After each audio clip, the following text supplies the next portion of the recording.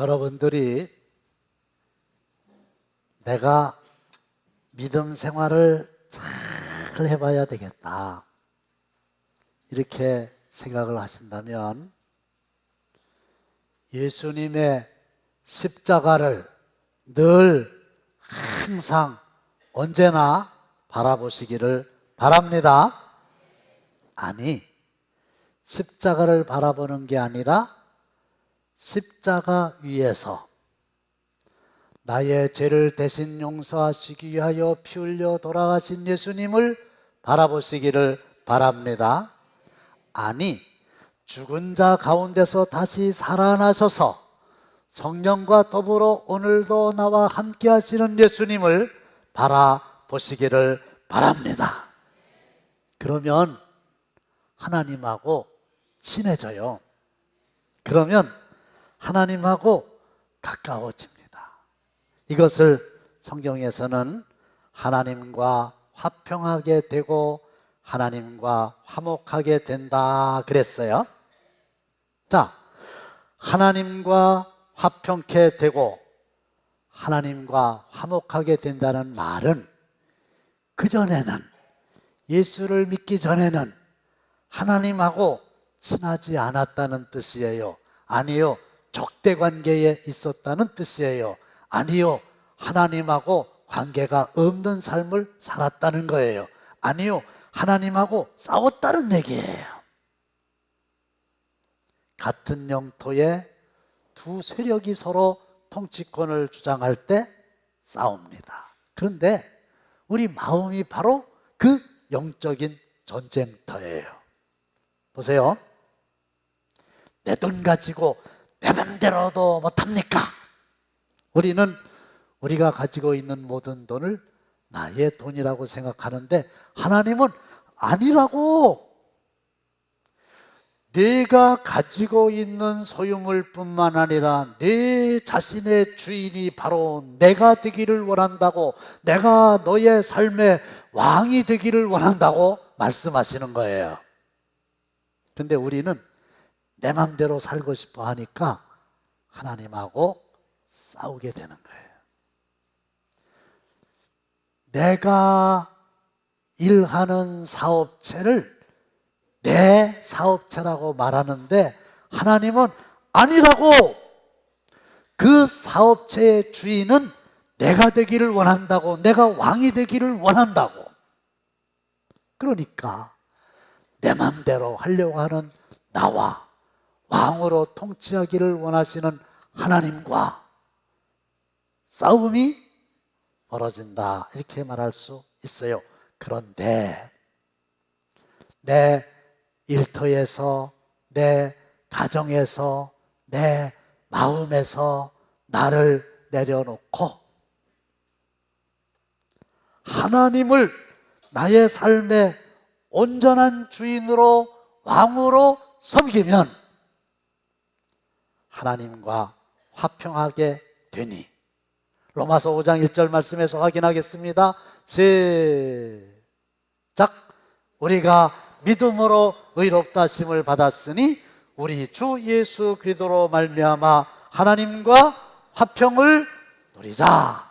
11절 시작. 이제 우리로 화목하게 하신 우리 주 예수 그리스도로 말미암아 하나님 안에서 또한 즐거워하느니라. 그래서 십자가를 바라보고 믿음의 주요 온전케 하시는 이인 주님을 바라볼 때에 우리는 하나님과 화평케 되고 하나님과 화목하게 되고 하나님과 친밀하게 돼요. 그러면 우리가요, 하나님의 사람으로 완전히 바뀝니다.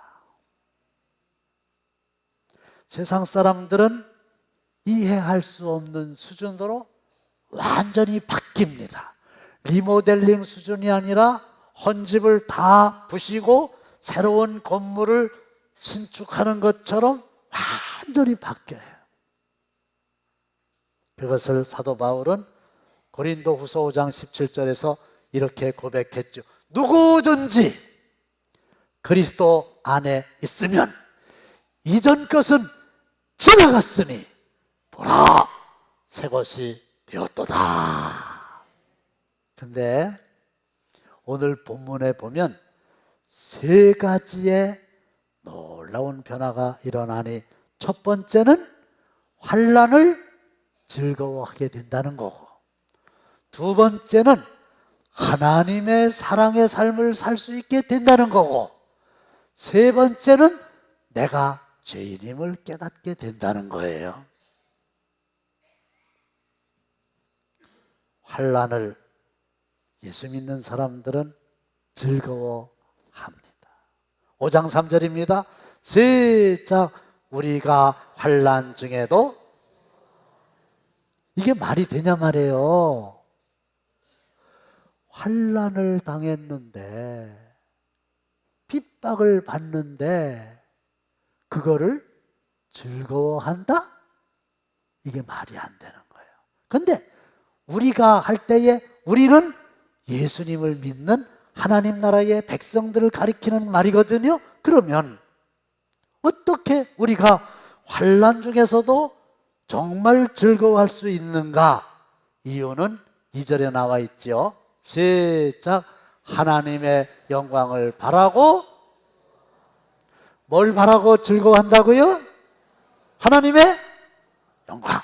그걸 바라고, 그걸 바라보고, 그걸 기대하고, 환난도 즐거워할 수 있게 되는 거예요. 스데반이라는 집사님을 아시죠? 죄가 하나도 없는데 아주 억울하게 많은 사람들이 던지는 돌에 맞아서 피를 흘리며 죽어갑니다. 그런데 그 절박한 순간에 하나님께 기도를 하는데 보통 사람들의 기도가 아니니, 하나님 저희들의 죄를 용서하여 주옵소서, 그렇게 기도를 하는 거예요. 죄가 없는데 돌을 던져 자기를 죽이는 사람들을 용서해 달라고 진심으로 기도하는 거예요. 그리고 그 죽어가는 순간에 얼굴이 천사의 얼굴처럼 환한 꽃처럼 피어났다고 그랬어요. 어째서 이럴까요? 이유는 딱 하나죠. 사도행전 7장 55절로 56절에 보면 돌에 맞아서 순교하는 그 순간에 스데반 집사님은 성령으로 충만했다 그랬어요. 성령으로 충만하다 보니까 하늘이 열리고, 이 말은 무슨 말이냐 하면 성령으로 충만해 있지 않은 사람은 볼 수 없는 하늘의 신비한 영광을 보게 됐다는 거예요. 영안이 열려가지고 하늘문이 딱 열리는데, 열려진 하늘문으로 하나님의 영광과 하나님의 우편에 서신 예수를 본다! 그렇게 된 거예요. 말이 그렇지 정말로 열려진 하늘문을 통해서 영광의 보좌에 좌정하신 하나님과 그 옆에 서셔서 자기를 바라보며 응원하는 예수님을 보니 그의 마음, 그의 생각, 그의 태도는 보통 사람들과 다를 수밖에 없죠. 그러니까 기도를 또 하죠. 내 영혼을 받아주시옵소서. 자기가 하나님 나라 가면은 너무너무 영광스럽고 너무너무 좋으니까 그런 기도할 수 있어요. 그리고 성경에 보면 스데반 집사가 그 말을 하고 잠을 잤다 그랬어요. 환난은 그 영광스러운 하나님의 나라를 가기 위한 과정이요, 출발점이라고 생각하니까 문제가 안 되는 겁니다. 3, 4절 보시면 우리가 환난 중에도 즐거워하나니 환난은 인내를, 인내는 연단을, 연단은 소망을 이루는 줄 알미로다. 그래서 이 환난은 그토록 원하는 자기의 그 영광스러운 소망을 이루는 것임을 알기 때문에 내가 받는 현재의 고난은 장차 받을 그 영광과 좋게 비교할 수 없도다 그랬고, 고린도후서 4장 17절에 보시면 우리가 잠시 받는 환난에 경한 것이 지극히 크고 영원한 영광에 중한 것을 우리에게 이루게 한다. 그래서 잠시 동안 받는 환난에 경한 거, 환난에 가벼운 거. 그럼 왜 환난이 가볍습니까? 지극히 크고 영원한 영광의 무거움에 비하면 그거는 아무것도 아니라는 거예요. 그거를 사도 바울이 확실히 알았으니까, 그거를 스데반 집사가 확실히 봤으니까 잠시 동안 받게 되는 환난을 결코 두려워하지 않게 됐다는 거예요. 하나님이 허락하지 아니하시면 아무리 간절한 소원이 있어도 성전을 건축하지 못하는 것을 우리는 다윗 왕의 경우를 통해서 잘 압니다. 그리고 하나님의 성전을 건축할 때에 그 영광과 그 기쁨과 그 하나님의 베푸시는 복을 내가 뼛속 깊이 다 경험했고, 눈을 감으면 하나님이 보여주신 그 청사진이 나의 온 마음을 사로잡으니, 그걸 보는 사람은 아무리 어려움이 있고 아무리 사탄의 방해가 있다 손치더라도 결코 흔들리지 않고 그 길을 계속 갈 수 있게 되는 줄로 믿으시기를 바랍니다. 내 형제들아, 너희가 여러 가지 시험을 당하거든 온전히 기쁘게 여기라. 이 말은 환난이 오면, 시험이 오면, 어려움이 오면, 핍박이 오면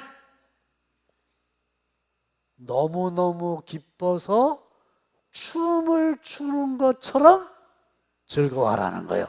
하나님, 이번에는 또 어떤 큰 복과 영광을 주시려고 저에게 이런 핍박과 환난의 사인을 보냈습니까? 감사합니다. 할렐루야! 이렇게 하라는 거예요. 그래서 성경에 나오는 수많은 사도들은 환난을 즐거워했다. 여러분들도 영광을 바라보며 환난을 즐거워하는 믿음의 사람이 꼭 되시기를 주님의 이름으로 축원합니다. 그리고 그런 사람들이 드리는 찬송이 있죠. 환난이 오고 핍박이 와도 나 주만 위해 내가 살리라. 이렇게 되는 거예요. 두 번째로는요, 주님의 십자가를 바라보고 믿음을 가진 사람들은 놀랍게도 이 마음속에 하나님의 사랑으로 가득 채워지는 은혜를 입게 됩니다. 지난번에도 말씀을 드렸어요. 사람이 몸이 자라고 마음이 자라면 판단 기준이 달라지는데, 똥오줌을 가리지 못하는 유치원에 다니는 어린 아이들의 판단 기준은 유치하기 짝이 없으니 호불호야. 자기가 좋으면 하고 자기가 싫으면 안 하고, 엄마가 어쨌든 할머니가 어쨌든 아무런 타인에 대한 배려가 없이 자기 맘대로 자기가 좋으면 하고 싫으면 안 하고, 그게 어린애들이에요. 사람이 그렇게 살면 되겠어요? 근데 조금 크면 이 단계를 뛰어넘어가지고 생각을 하게 됩니다. 손해냐 이익이냐, 요걸 가지고 이제 판단을 해요.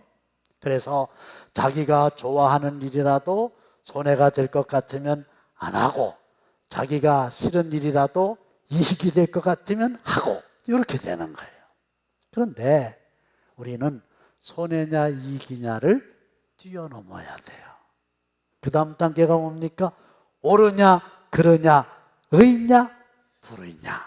매우 성숙됐죠. 그래서 어떤 사람은 자기에게 손해가 되는 줄 알면서도 의로운 일이기 때문에 그 길을 기꺼이 가는 것이고, 또 어떤 경우에는 자기에게 이익이 되는 줄 뻔히 알면서도 불의이기 때문에 잘라버리지 않습니까? 성숙된 사람입니다. 그런데 정말 그리스도의 사람은 옳으냐 그르냐를 따지기는 하지만 결국 선택할 때는 옳으냐 그르냐도 뛰어넘어서 내가 이걸 사랑으로 하는 거냐 사랑으로 하지 않는 거냐, 여기까지 가야 돼요. 왜? 사랑이 없으면 모든 것이 의미가 없기 때문에 그렇습니다. 내가 사람의 방언과 천사의 말을 할지라도 사랑이 없으면 울리는 꽹과리와 같다. 소음이에요. 공해요. 예언하는 능력이 있어서 모든 비밀과 모든 지식을 알고 또 산을 옮길 만한 믿음이 있을지라도 사랑이 없으면 아무것도 아니고, 내게 있는 모든 것으로 구제하고 내 몸을 불사르게 내줄지라도 사랑이 없으면 유익이 없다. 그러니 사랑이 얼마나 소중한 가치냐 이 말인데, 우리는 안타깝게도 다른 사람을 진심으로 사랑할 만한 능력이 처음부터 없습니다. 저에게도 없고요, 여러분들에게도 없어요. 뭐가 증거냐? 이 세상에서 가장 사랑스러워가지고 그대 없이는 못 살아, 나 혼자는 못 살아, 헤어지면 또 만나고 싶고, 그래가지고 이제 우리 헤어지지 말고 영원토록 사랑하며 살자, 이래가지고 결혼한 거라며요. 어떤 사람이 권총 들이대면서 그 사람하고 결혼 안 하면 죽인다, 그래가지고 협박을 받아서 억지로 결혼한 사람이 있나요? 없죠. 그런데도 시간이 지나면서 뭐 성격이 맞느니 안 맞느니, 서로 사랑하는 부부 같다고 그랬더니 너도 살아보면 알 거라느니, 헤어져야 되느니, 사랑이 식었느니, 이런 걸 보면 우리는 다른 사람을 진심으로 뜨겁게 사랑할 만한 능력이 없고, 기껏해야 자기가 자기를 사랑하는 이기심으로만 가득 차 있는 죄인이란 말이에요. 그런데 하나님의 영인 성령께서 저와 여러분들의 그 형편없는 마음속에 하나님의 사랑을 부어주시면, 할렐루야, 그 하나님의 사랑이 가득하게 돼가지고 사랑의 삶을 살 수 있게 되는 거예요. 성경을 한번 보실까요? 시작. 우리에게 주신 성령으로 말미암아 하나님의 사랑이 우리 마음에. 그러니까 이제는 사랑의 삶을 산다면 내 힘으로 사는 게 아니고 성령께서 부어주신 하나님의 사랑으로 사는 거예요. 하나님의 사랑을 아가페 사랑이라고 그럽니다. 아가페 사랑을 조건 없는 사랑이라고 그럽니다. 아가페 사랑의 반대가 뭘까요? 조건 있는 사랑이에요. 나 병원에 입원했을 때 너 왔었지? 그러니까 너 병원 입원했으니까 간다. 요거는요, 조건이 있는 사랑인데 사랑이라고 규정하기에는 좀 낯간지럽고 조건이니까 거래입니다. 너 왔으니까 가고, 너 안 왔으니까 안 가고, 너 5만 원 했으니까 나 5만 원 하고. 지난번 당진종합병원에 제가 신방을 갔어요. 엘리베이터를 타고 올라가는데 어떤 환자 한 분이 환자복을 입고 이 주사기를 꽂고서 아주 화가 잔뜩 나가지고 어떤 친구한테 전화를 하시는데 내용이 이런 거예요. 너 걔 있지? 그 인간 말이요. 나 병원에 있는데 한 번도 안 왔어. 네가 알다시피 걔 병원에서 가까이 살잖아. 나는 몇 번 갔는데 말이야. 그러니까 저쪽에서 전화는 했고, 그러니까 전화는 했어. 근데 이제 안 왔대요. 무슨 일로? 그거는 사랑이 아니에요. 거래요. 거래는 조건이 안 맞으면 언제든지 그만둘 수 있는 거예요. 근데 하나님의 사랑, 조건이 없는 사랑은 성령님께서 없었는데 우리에게 부어주셔서 그 하나님의 사랑의 능력으로 하나님을 믿는 십자가를 바라보는 사람들은 사랑의 삶을 살 수 있습니다. 수줍어 가지고 사람들 앞에 나가서 말도 못하는 분이 어느 날 술을 잔뜩 잡섰어요. 그러더니요, 간이 커졌나 봐요. 갑자기 많은 사람들 앞에 딱 나타나가지고 큰 소리로 야! 뭐 이러는 거예요. 제정신일까요? 아니죠. 무슨 정신일까요? 예? 술정신? 술기운? 그걸 또 어떻게 아신대야. 술 깨면요 못해요. 제정신이 아니에요. 한겨울에 군인들이 위에 옷을 다 벗고 눈길을 막 구보하다가 중대장이 저수지로 들어가라 그러면요 얼음을 깨고 저수지로 들어가는 거 보셨어요? 안 보신 분은 앞으로 보세요. 그래요. 제정신이에요? 아니죠. 무슨 정신이요? 군인 정신이요. 제대하면요 못 들어가요. 제정신이 아니고 군인 정신으로 그렇게 하는 건데 우리는요 정신을 바짝 차린다 해서 그렇게 되는 게 아니에요.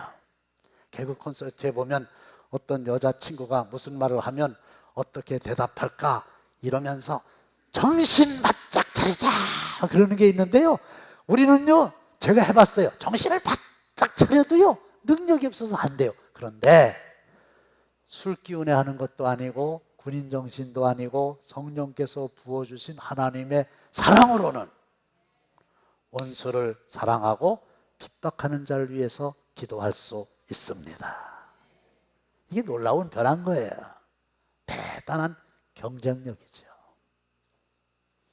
마지막으로는 그 나에게 부어주신 하나님의 사랑을 느끼기 전에 성령께서는 저와 여러분들이 아주 형편없는 죄인이라고 하는 사실을 또 깨닫게 해 주시지요.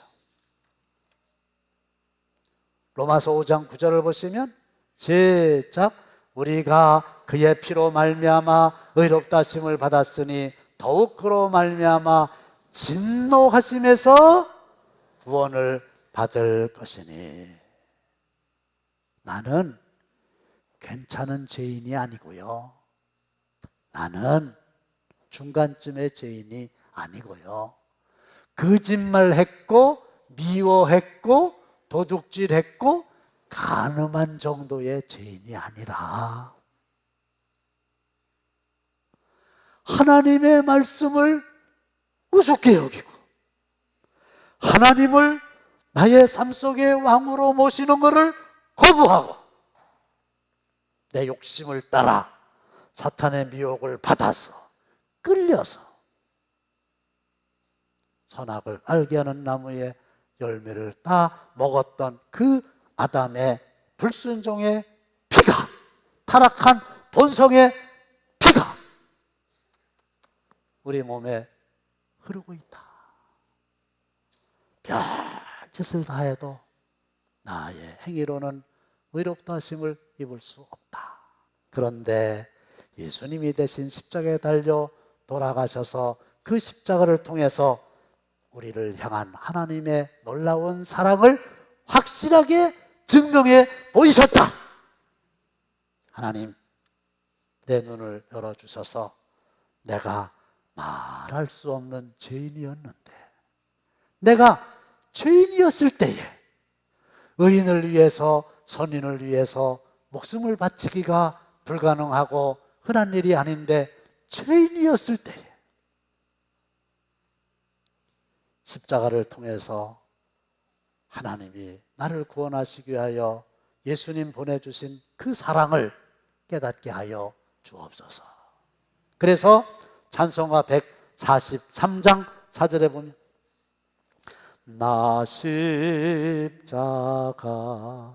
대할 때에 그 일이 고마워 내 얼굴 감히 못 들고 눈물 흘리도다.